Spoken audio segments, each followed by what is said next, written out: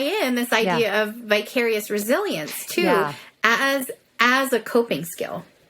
And so this is this coping skill that I think we all have, and we don't realize we have it. And, I think, Jennifer, the last time we talked on the podcast, we were talking about secondary trauma and vicarious trauma. They're interchangeable terms. And so this time, it feels important to talk about this concept of vicarious resilience. So just like in secondary trauma, where we can absorb the stress and trauma of other people on a brain-based level, we can also absorb the resilience that we have observed in the last year and a half from other people.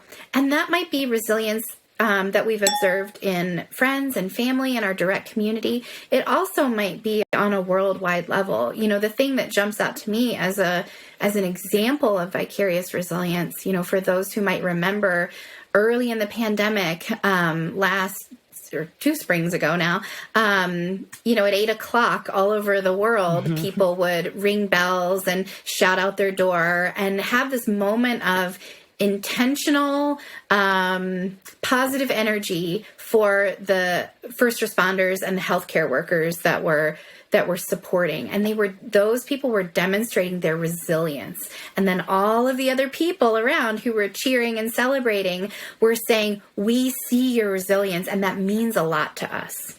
And so it was a way for us to really explicitly sit in that space of vicarious resilience. And there have been so many other, situations between then and now, I'm sure for all of us, where we have observed some strength.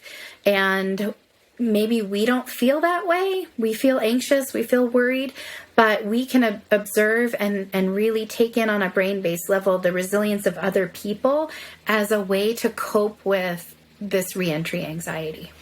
Yeah, and this is, again, the first time I had heard this term. So this is not a new concept, or is it? Like, has this, okay, so this is, it's just kind of come back around with our current situation?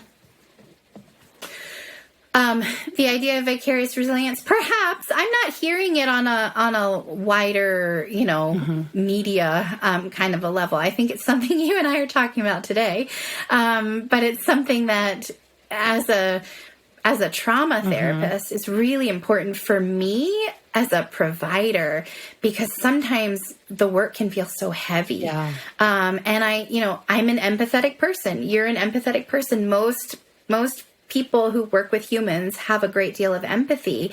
And sometimes, feeling all of that can be overwhelming. It can feel so heavy. And so I have to remember for myself to also remember the successes, remember the growth, remember the strength, remember that the reason someone survived this difficult thing was because they had this resilience already, and they had these protective factors.